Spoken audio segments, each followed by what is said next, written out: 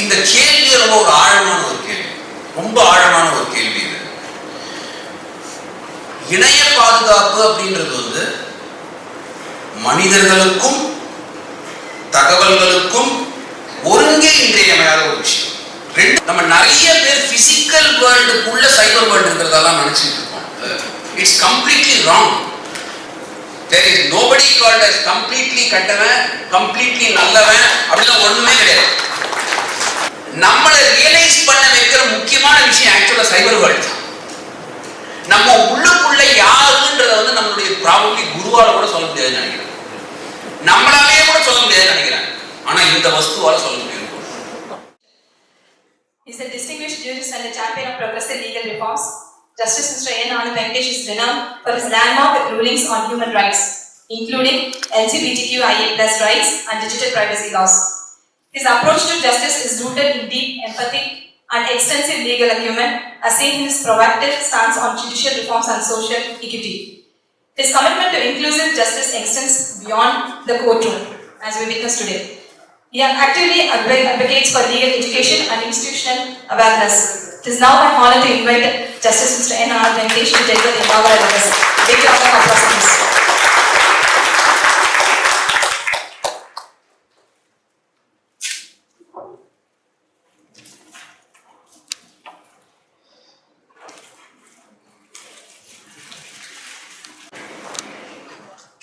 எல்லாருக்கும் காலை வணக்கம். கடைசி 45 நிமிஷம் பட ஒரே டென்ஷனா இருக்கு.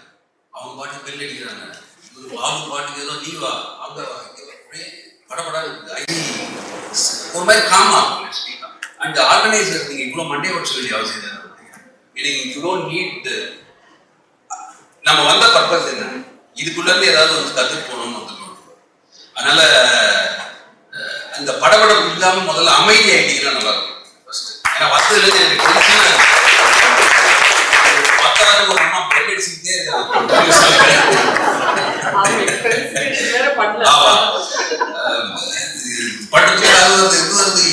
அவர் ரிட்டையர் ஆயிட்டாரு. ஆனா அந்த போலீஸ் கம்பீரம் அப்படியே இருக்கு அவர்கிட்ட.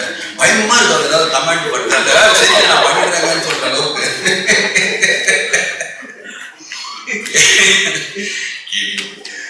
Thank you. I just wanted to lighten it up.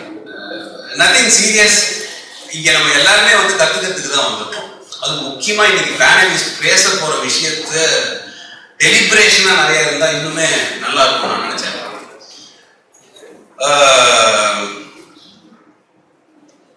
இப்ப இன்றைய டிஜிட்டல் யுகத்துல நாம சந்திக்கிற ரொம்ப முக்கியமான சவால்னு பார்த்தோம்னா இணைய பாதுகாப்பு. That's what we are calling it as cyber security.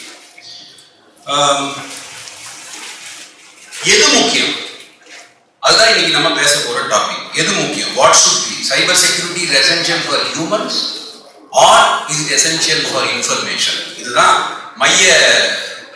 மையமா வச்சு இன்னைக்கு நம்ம அதை தான் பேச போறோம் எல்லாரும்.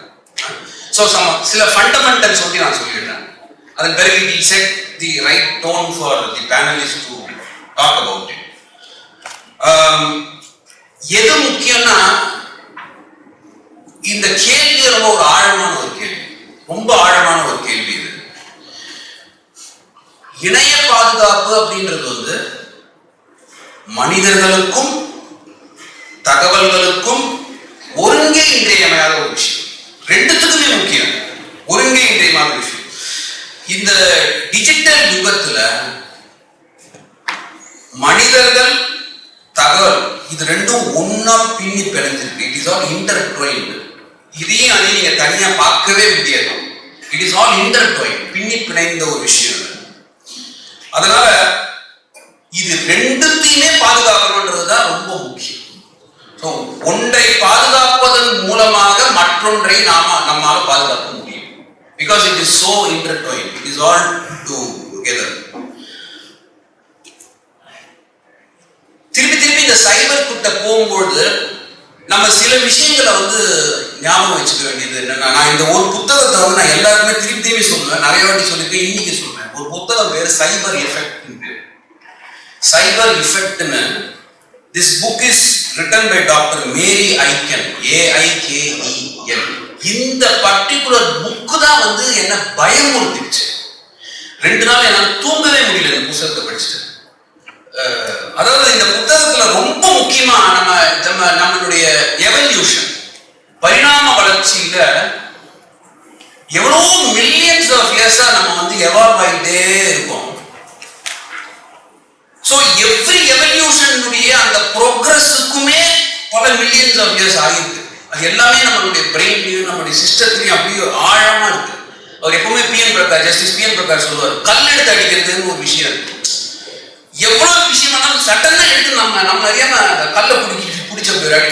இது எவ்வளவோ மில்லியன்ஸ் ஆஃப் இயர்ஸ் எவல்யூஷன்ல வந்துகிட்டே இருக்கு. ஏன்னா நம்ம வந்து கேவ் மேனா காட்டுல தெரிஞ்சுக்கிட்டு இருந்த போது நம்ம இந்த மாதிரியான சில இதெல்லாம் வந்து தற்காப்புக்காக யூஸ் பண்ணிருந்தாலும் இன்னும் கூட நம்மளுடைய பாடியில் அப்படியே இருக்கு. அது மாதிரி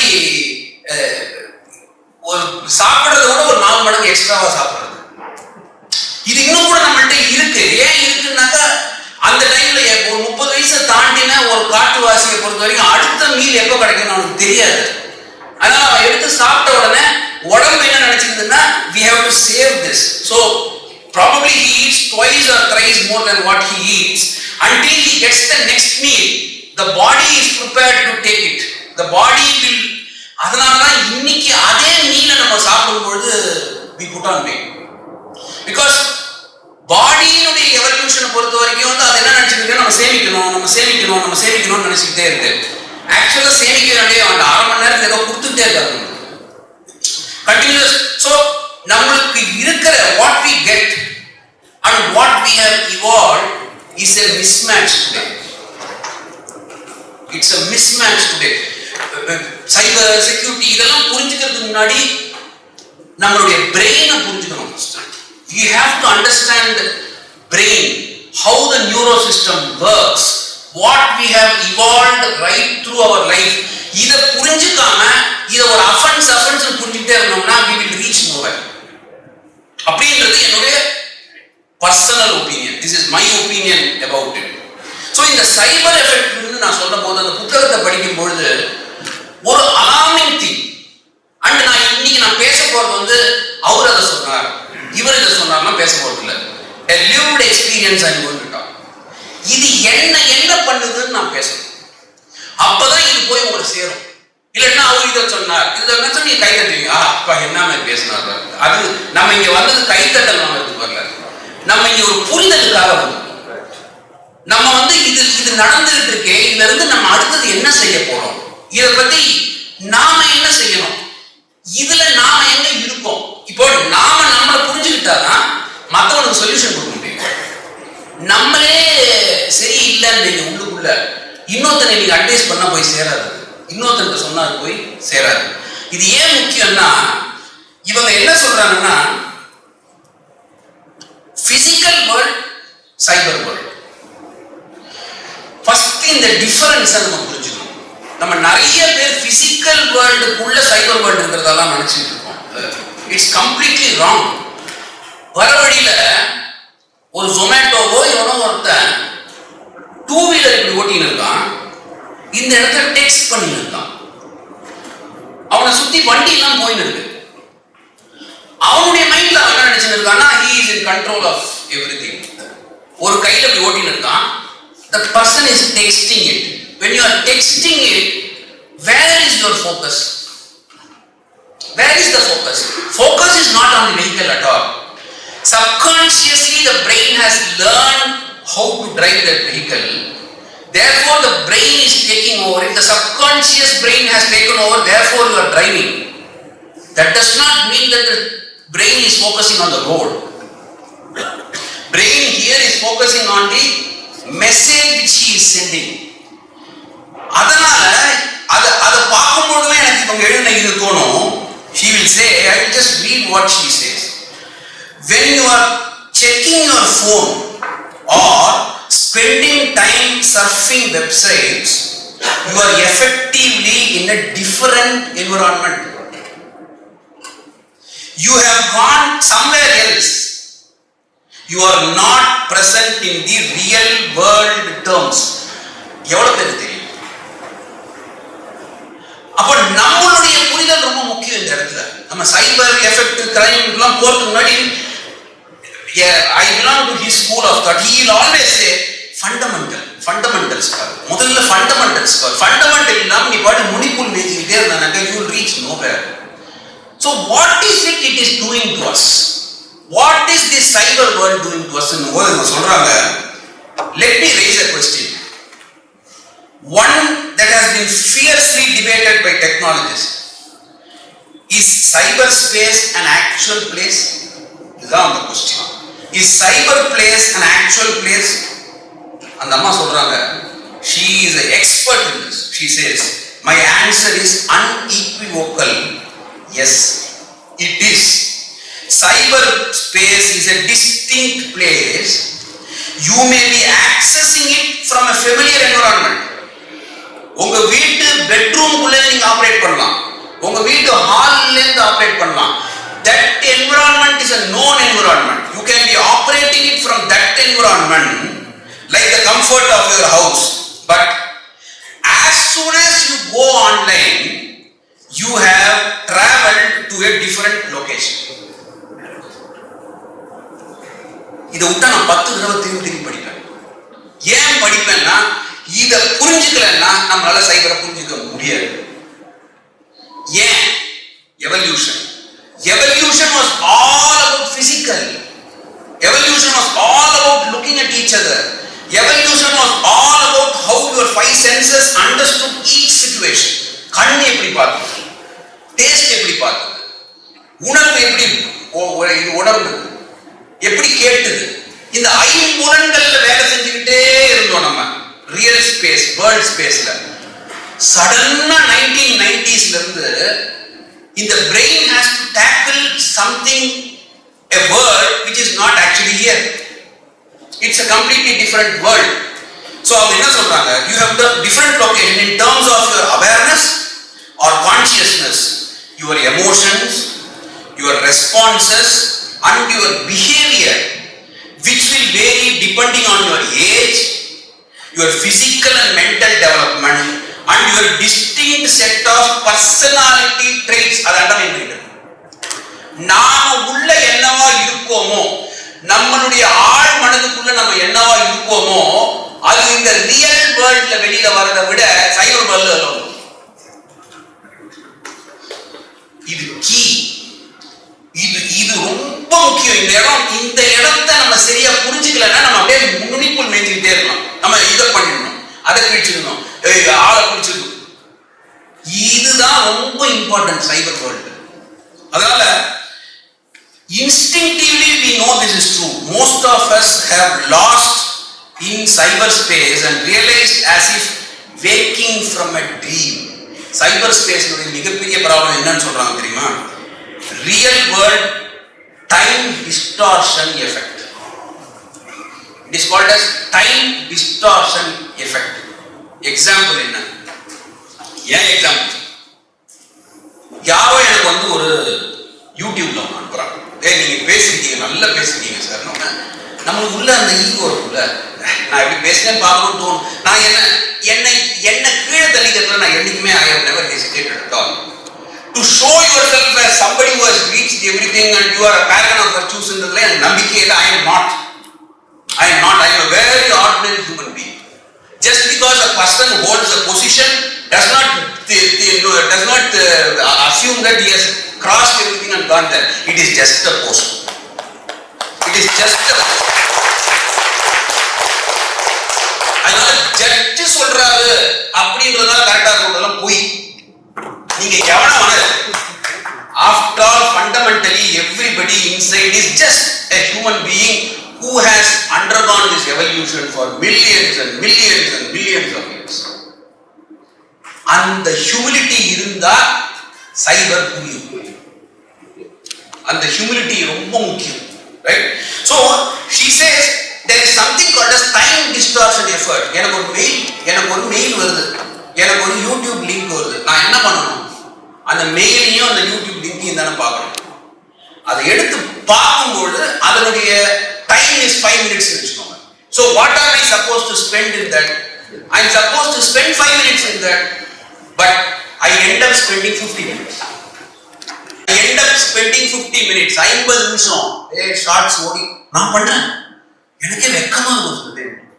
நான் எதையோ பண்ண போய் இப்படி ஷார்ட்ஸ் பண்ணிட்டே இருப்பேன். 10 காலம் படுத்துக்கணும்னு நினைச்சுப்பேன்.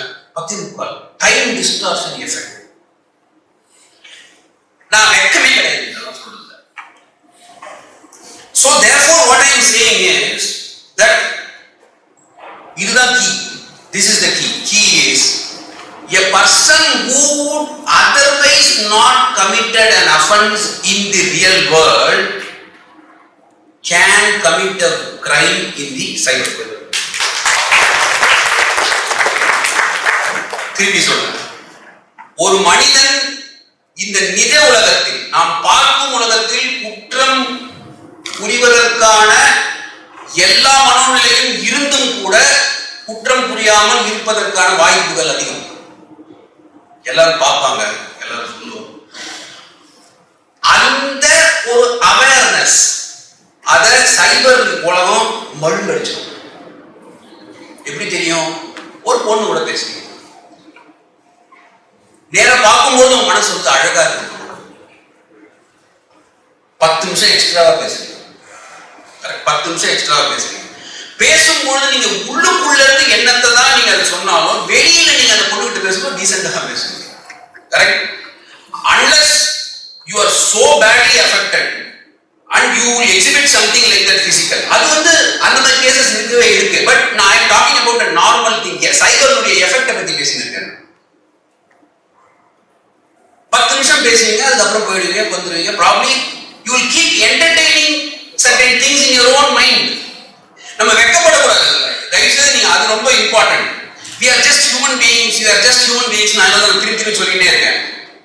It can happen the other way around also. ஒரு பையன்கிட்ட பேசினாங்க. So it's all mutual.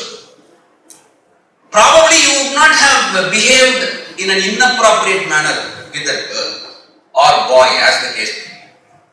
But there is a big chance where you can behave inappropriately in a cyber world. Sending a message at 10:30 in the night. How are you? It will start like that. How are you? How are things going? And that person would have had a lot of respect for you. She'll say, I am fine. Goes on. It goes on. அதோடைய colour அப்படியே change ஆகும். அப்போ உள்ளுக்குள்ள இருக்கிற ஏதோ ஒரு வக்கரம் தலைய வெளியில தூக்க ஆரம்பிச்சிச்சு. கெட்டவன் நல்லவன் எல்லாம் நம்ம தான். There is nobody called as completely கெட்டவன் completely நல்லவன் அப்படிலாம் ஒண்ணுமே கிடையாது. கிரிமினாலஜில திரும்பி பேசிட்டு இருக்கிறதா போலீஸுடைய ஆங்கிள், ஜட்ஜினுடைய ஆங்கிள், ஒரு ஆங்கிள் கிடையாது. ஒரே ஒரு ஆங்கிள் தான் இருக்கு. அந்த ஆங்கிள் என்னன்னா நாம தான் கெட்டவன், நாம தான் நல்லவன். நம்மள்ட்ட என்ன பிரிடாமினண்டா இருக்குன்றது தான் கொஸ்டின். நம்மள்ட்ட ஆழமா சில விஷயங்கள் இருக்கு அப்படின்றது எப்படி அவனுக்கு தெரியும்னா, நான் தான் நோண்டுறேன், நான் தான் பாக்குறேன். சடனா எனக்குள்ள இருக்கிற அந்த வக்கரம் வந்து என் ஸ்கிரீன்ல தெரியும்.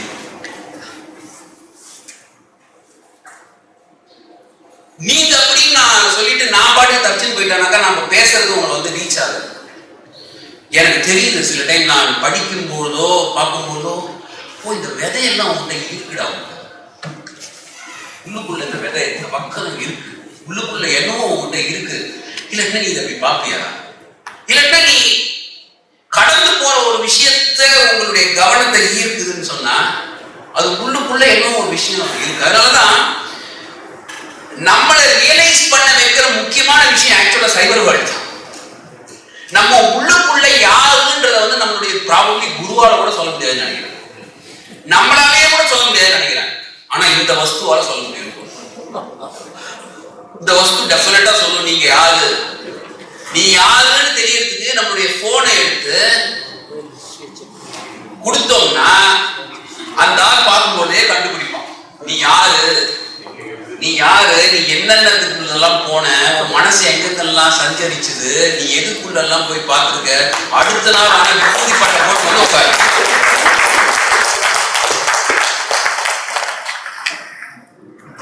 இந்த ஹியூமிலிட்டி ரொம்ப முக்கியம். நான் ஏன் இந்த டாபிக் உள்ள ரொம்ப ஆழமா போலன்னா அவங்க எப்படியுமே பேச போறாங்க, அதை பத்தி அவங்க anyway they are going to talk about the topic, but I am going to lay fundamentals here. இந்த fundamentals ரொம்ப ரொம்ப முக்கியம். So ஒரு theft ஒருத்தன் பண்ணிருக்க மாட்டான் in a physical world. ஒரு ராபரி ஒருத்தன் பண்ணிருக்க மாட்டான் with a group of persons. ஆனா in a digital world பண்ணுவோம். நல்லா யோசிச்சு பாருங்க, பண்ணுவோம். கரெக்ட்? ஒரு voyeurism பண்ணிருக்க மாட்டான். ஒரு வீட்டை எட்டி பார்க்கறதுன்றது ஒரு எக்ஸ்ட்ரீம் கேஸ். ஆனா டிஜிட்டல் வேர்ல்ட்ல பண்ணிட்டே இருக்காங்க. எட்டி எட்டி எட்டி எட்டி பெட்ரூம்ஸ் பார்த்துட்டே இருக்கும். எட்டி எட்டி எட்டி அந்த 4 சோத்துக்குள்ள நடக்குதுன்னு பார்த்துட்டே இருக்கும்.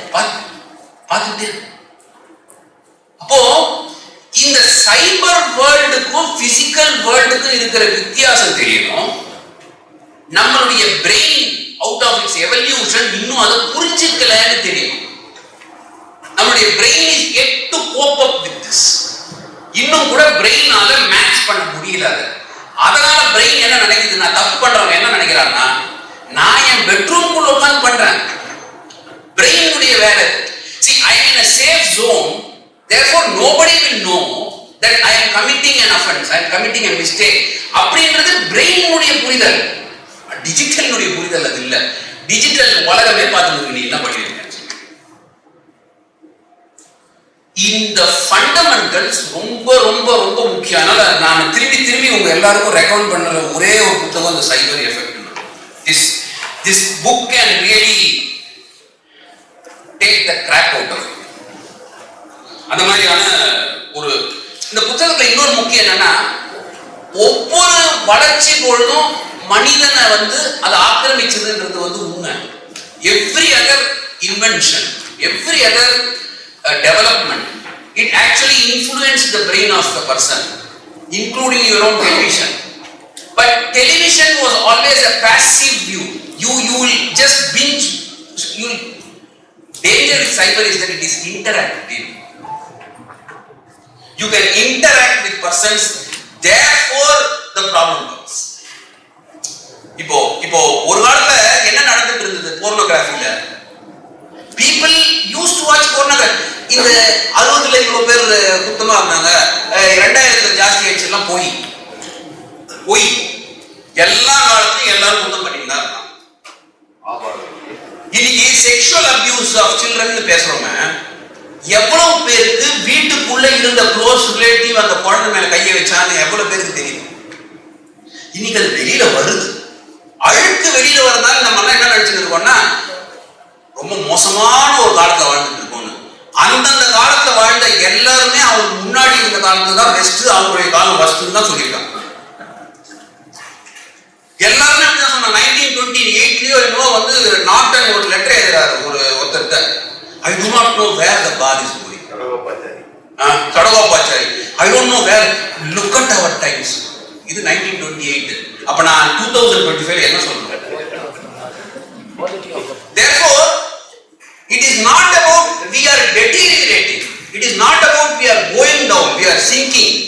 We are now getting exposed. We are getting exposed என்றதா முக்கியமான பாயிண்ட் இதுல. செக்ஷுவல் அபியூஸ் இருந்தது, வக்கரம் இருந்தது, எல்லாமே எல்லா காலத்துலயும் இருந்தது, மனுஷனுக்கு இருக்கும். அதுல இருந்து எவன் வெளியில வரானோ அவன் தான் மனிதன் ஆயிடும். அது வரைக்கும் நீ மனுஷன். மனுஷனுக்குள்ள எல்லாரும் சொல்லுவாங்க, ஒரு காலத்துல தேவர்கள் இருந்தாங்க, அசுரர்கள் இருந்தாங்க, தனித்தனி செக்டா இருந்தாங்க. இன்னைக்கு எல்லாம் மனிதன் பாதி மிருகம் பாதி சொன்னதுக்கு அதுதான் உள்ள மிருகமா இருக்கு. எனக்கு இருக்கு. நான் மத்தவங்களை பத்தி சொல்றதுக்கு எனக்கு தெரியாது. I have animals inside me. I have certain very bad things inside me. But what I see is that this is exposing me. This is making me feel bad about myself. அவ்வளவுதானடா நீ? அவ்வளவுதானா நீ? நீ ஒன்ன பார்த்து எல்லாரும் கடவுள் மாதிரி பார்த்துருந்தான். உன்கிட்ட வரான், நீ 4 சோத்துக்குள்ள இதுதானடா நீ அப்படின்னு என்ன ஒரு நிறைய டைம் வெக்கப்பட வச்சு. நம்ம அப்படி இதை புரிஞ்சுக்கிட்டோம் அப்படின்னா, then we can go to the next step of how do we handle cyber security, cyber crimes. இது மனுஷனை ப்ரொடெக்ட் பண்ணணுமா, இன்ஃபர்மேஷனை ப்ரொடெக்ஷன் பண்ணணுமா, இது தியரி. இதை எப்படி மேனேஜ் பண்ணணும்ன்றது ரொம்ப முக்கியம். I am not trying to undermine it, but to even do that you have to understand this fundamental. If you don't understand it, இப்போ ஃபார் இன்ஸ்டன்ஸ் லாஸ்டா சொல்லி முடிச்சிருக்கேன், நான் பெயில் ஜூரிஸ்டிக்ஷன் உட்கார்ந்துருக்கேன் மதுரையில். There is something which has now cropped up, which is called as cyber slavery. I don't know how many have heard it. It is called as cyber slavery. Cyber slavery na enna, நம்மளுக்கு தெரிஞ்சதுல என்ன, Aadhaar data breach, அதுக்கப்புறமா வந்து AIIMS ransomware attack, அதுக்கப்புறமா வந்து Kudankulam nuclear plant இது, அதுக்கப்புறம் BSNL data breach, இதெல்லாம் தெரியும். புதுசா ஒன்று ஆரம்பிக்குது சைபர் ஸ்லேவரி. சைபர் ஸ்லேவரின்றது என்ன ஆகுதுனாக்கா, கம்போடியான்னு ஒரு நாடு இருக்கு, இங்க இருந்து அந்த நாட்டுக்கு அனுப்பிச்சிடுறாங்க. அங்க அனுப்பிச்சிட்டு பாஸ்போர்ட் எல்லாம் புடிக்கிடுவோம். புடிங்கிட்டு they will train you how to hack, they will train you how to get into personal data, they will train you to do everything, and willingly you will become a criminal. So physically you don't need to go and commit a crime. ஒரு case என்கிட்ட வருது, first tourist visa வச்சுட்டு Thailand கூட்டிட்டு போயிடுறாங்க. தாய்லாந்துல இருந்து through some means Cambodia போயிடுறாரு. போய் சேர்ந்த மட்டும் குடிக்கிறாங்க பாஸ்போர்ட் எல்லாம். அங்க 2 மாசம் வேலை செய்யறாரு. டெய்லி 14 மணி நேரம் வேலை, 16 hours ஒர்க். தென் அந்த விசா கிராஸ் ஆயிடுது, they get arrested and this man is inside for 50 days. He comes out, external அஃபேர்ஸ்ல கேட்டு ஐயா நான் காப்பாத்துன்னு சொல்லி வந்துட்டு, தென் எப்படியோ புடி இங்க வந்துட்டு இங்க கம்ப்ளைண்ட் கொடுத்து, இங்க யார் அடிச்சாலும் அவன் அக்யூஸ்ட், அவன் ஜெயில உட்காந்துருக்கான். ஆனா ஒரு படு புத்திசாலி இருக்கான் பாருங்க, அவன் கம்ப்யூட்டர்ல நம்ம என்ன பண்ணணும்?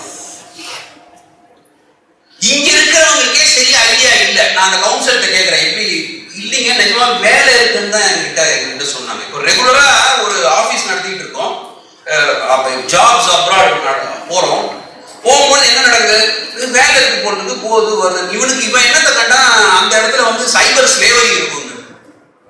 ஸோ இந்த சைபர் ஸ்லேவரியில 6 மாசத்துல லாஸ்ட் 5-6 monthsல India last 500 crores. India has lost 500 crores. And by the time you go and detect, problem is one, challenge of detection itself is a problem. Number 2, jurisdictional problem. Number 3, pseudonames, there are no real names. And by the time you go and touch, they have already destroyed the data. There is no evidence. There is no evidence at all. So நம்ம யோசிக்கிறதை விட ஃபாஸ்டா hackers யோசிக்கிறாங்க. இந்த யாருமே physical வேர்ல்ட்ல அவ்வளவு பெரிய crime பண்ணியிருக்க மாட்டாங்க. ஒரு ரூட ராபரி, ரூட டெக்காயிட்டி போய் பண்றோம்ன்றவங்க பிசிக்கல் சொல்லும். பிசிக்கலா போய் வெட்டுறது, பிசிக்கலா போய் புடுங்கிறது, இவங்க தெரியாம ரத்தத்தை எடுத்துக்கிட்டே இருக்காங்க. ஒரு இன்ஜெக்ஷன் போட்டு அப்படியே நம்மள அப்படியே காமிச்சு எடுத்துக்கிட்டு, மனுஷன் 3D தான், மனுஷன் எல்லாம் தான். ஆனா இதுக்குள்ளலாம் நம்மளுக்கு நம்பிக்கை வரணும் அப்படின்னு சொன்னா first security must be established. அது வரைக்கும் நான் செக் புக்ல தான் கையில் போடுறதா இருக்கு, அது வரைக்கும் நான் கேஷ் தான் கையில் வச்சுக்கிறதா இருக்கு. எனக்கு ஒரு பெஸ்ட் ஃப்ரெண்ட் ஒருத்தர் இருக்காரு, அது பிஎன்பி. இதுதான் எனக்கு நம்ப முடியும். Till I believe that I have a foolproof system where I will not be robbed. A person who has worked for 35 years and he has earned 35 crores, overnight he is finished. A person who has gained a reputation for 20 years, one deep fake, his reputation is gone. So காலத்துல நம்ம காலகாலமா accumulate பண்ணி போற விஷயம் எல்லாம் over night பிச்சுட்டு வெளில போகுது. This is applicable both for your information as well as for the person. So இன்னைக்கு வந்து ஆர்டிகல் 21 இருக்குதா, எல்லாம் இருக்குதா, பட் யாரு நம்ம ஆண்டுகிட்டு இருக்காங்க. இதுல இருந்து நம்மளால வெளில போக முடியுமான்னா எனக்கு தெரியல, போக முடியாதுன்னு தான் தோணுது. இல்லைன்னா அந்த இந்த படம்லாம் எடுத்த இவர் மாதிரி தான் இருக்கணும். அந்த என்ன லேட்டஸ்டா அந்த சயின்ஸ் மூவிஸ்லாம் எடுக்கிறாரு. Christopher Nolan, he does not use anything. The man is out of everything. He has no net, no phone, no nothing. In fact, I have seen some very senior persons using button phone. You must be that conscious. Is it possible? எனக்கு possible இல்லை. I am not used to this. அப்போ முதல்ல முதல்ல study பண்ணிக்கணும். அதனால தான் நான் ஆரம்பத்துல சொன்னேன், பதபதான்னு இருக்காதீங்க, படபடான்னு இருக்காதீங்க, வெளில அமுக்காதீங்க. அவன் நல்ல வேலை வரைக்கும் அந்த வேலையை பண்ணல. மறக்கடிக்கிற அளவுக்கு நான் பேசியிருக்கேன்.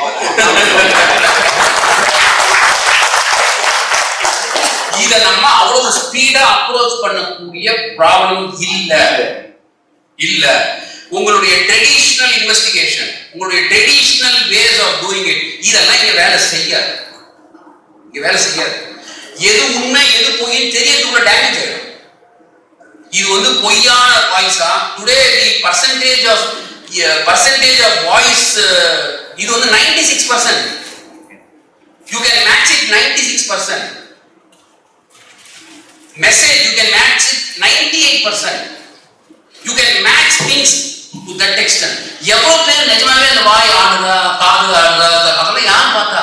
நம்மளுடைய உள்ளுக்குள்ள நம்மளுடைய ப்ராப்ளம் இன்னொன்னு, நம்ம எல்லாத்தையும் குத்தம் பார்த்துக்கிட்டே இருக்கோம்.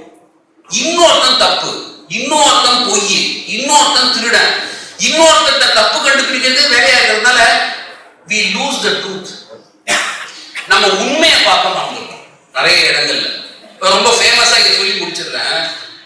ரமணர் ஒரு வாட்டி திருவண்ணாமலையில உட்கார்ந்துருக்கும் போது எல்லாரும் வருவாங்க போவாங்க. ஒரு படு பயங்கர அயோக்கியம் அவன் அன்னைக்கு வந்திருக்கான் அவர் பார்க்கறதுக்கு. எல்லாரும் நம்ம ஆளுங்க அந்த அயோக்கியனை பார்த்தாங்க. இவர் அப்படியே உட்காந்துருக்காரு, அப்படியே செவுரு மாதிரி உட்காந்துருக்காரு. அப்படியே அவனையும் எல்லாரையும் பார்க்குற யோக்கியனை பார்க்குற மாதிரி இவங்க பார்க்குற, யோக்கியன்னு சொல்லிக்கிறவனை பார்க்குற மாதிரி இவங்க பார்க்குற. போயிட்டவன அவர்கிட்ட ஒரு கேள்வி கேட்குறாங்க, பகவானே இது மாதிரி ஒருத்தன் உள்ள வந்திருக்கான் ஆசிரமத்துக்குள்ள, நீங்க பாட்டுக்கு அப்படியே வச்சு அவனை பார்த்துட்டு இருக்கீங்களே அப்படின்னு போது அவர் சொன்னாராம், எவ்வளவு வெள்ளையா சொக்கா போட்டு வந்தான் பாத்தியா? அவருக்கு வெள்ளையா சொக்கா இருந்தது, நம்மளுக்கு அதை தவிர பாக்கி எல்லாம் இருந்தது. இதுதான் இஷ்யூ. இத பேக்ரவுண்ட்ல வச்சுக்கிட்டு பேனலிஸ்ட் என்ன சொல்றாங்க? Thank you.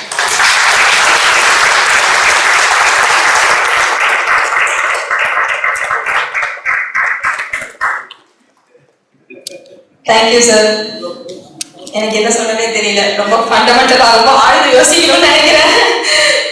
But thought provoking speech sir. Thank you. Let us have